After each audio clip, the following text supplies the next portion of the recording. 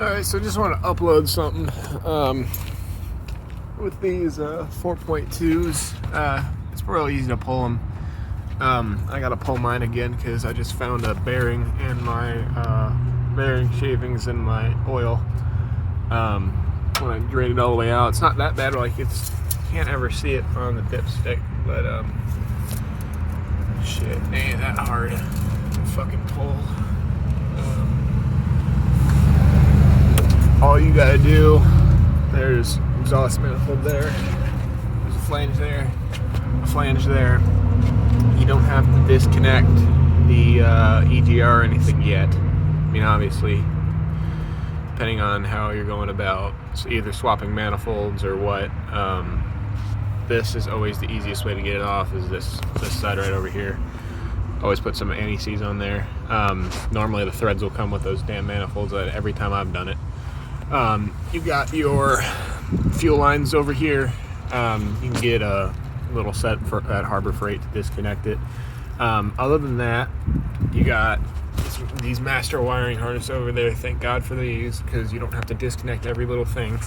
All you really have to disconnect is the shit that's like tied into the wiring harness that's tied into the frame that is not coming with it. I mean, like if you're moving this out of the way, you might want to unplug this, but really you don't have to worry about anything other than like your air filter, mass airflow sensor if you're not moving it. There's a couple other ones, I forget where they are. I know you have to disconnect the starter, obviously, but other than that, you get yourself a rented tool from Advanced Auto Parts.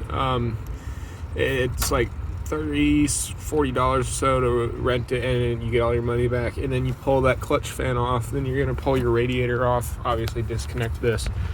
Unbolt your bell housing bolts. Let's see. There's 2 at the top. I think there's 2 on each side, like right above the wheel. And then there's some at the bottom. And then there's the ones right above the ones on the bottom, I believe. And then you got your motor mount there, and your motor mount down. Where is it? Right down. Can't see, it's right down there.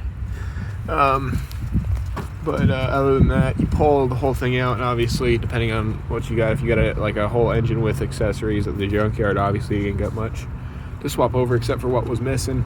I gotta pull this one again. This will be the 3rd one. Not looking forward to it because I'm at a hotel, so I gotta find somewhere to pull it. But it's not even showing signs yet. But luckily it still drives. It doesn't even show signs of the bearings going out yet. So I'm gonna pull a long block and really hopefully get all the accessories with it if I can find it. Check it over, pull the oil pan off, maybe even check those bearings before I put it in. Maybe even put a crank kit in the new one, because all this really needs is gonna be a crank kit. Another thing with those flange bolts is they're normally a pain in the ass. If you can't get to them, just saw off the middle of the stud with like a little handsaw. It takes forever, but then it comes loose. Then get like one of those, either an extractor, just get a new damn manifold, but they're real easy. You can even drill it out and then just put a bolt through it at the end of it. It ain't that hard. And thing to watch out for when you're putting your new engine in is if you got a long block, the intake manifold runner that's behind here, make sure that those little grommets, make sure you replace those. It's like $1.50 from Dorman. Go to Advanced Auto Parts, they'll be able to find them for you. Just tell them to look up intake manifold runner. Then under the sensor it'll have like the little grommets. Real cheap, real good preventative maintenance, because if it doesn't have it, a lot of trucks will have like an intermediate check engine light, and it's because of that, moving back and forth, the runner arms will disconnect. Make sure you have that, otherwise you'll want to shoot yourself in the foot like me. Let me think what else.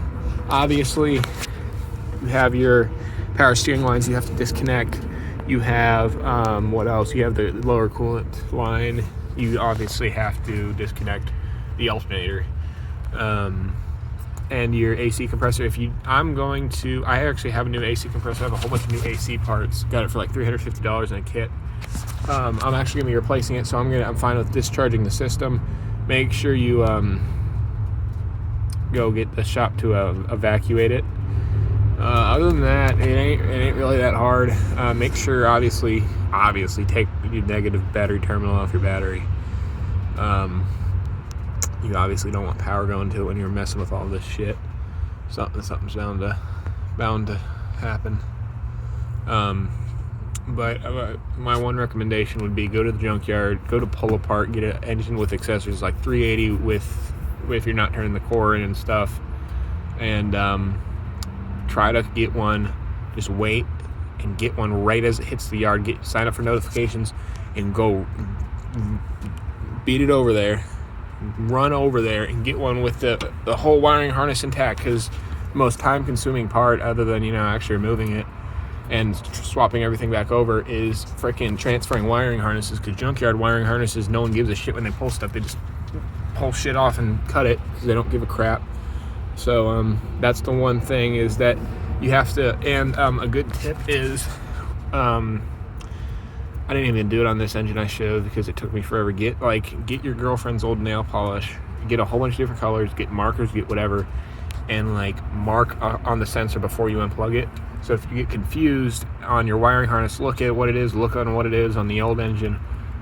There's your answer, Or, sometimes like on the 98 Accord we did, and you just write numbers and shit. But this really isn't a tough job. It's about, I think shops quote 16 hours of labor to remove, swap over, and reinstall. So that really is not bad at all. Obviously, I'm never going to pay a shop to do it, but I just took this off and I heard pressure release. That's funny, but anyway. Other than that, it really ain't that hard. You don't have to take off front or anything. The only other thing is that make sure you have a transmission jack or something to jack under the transmission. You can get them real cheap at Harbor Freight, or just use a bottle jack and a piece of wood to support it when you pull it out. I got a manual, so obviously you're gonna, if you got an automatic, you gotta do the torque converter bolts, but real easy swap. I definitely recommend it instead of buying a new truck, but I'm buying another F150 anyway, because I'm thinking of, I might just swap over an ECU and everything out of another 10th gen with the 5.4 in it, because I don't really like this 4.2, but I like that this is manual. I don't know, I gotta figure something out fast.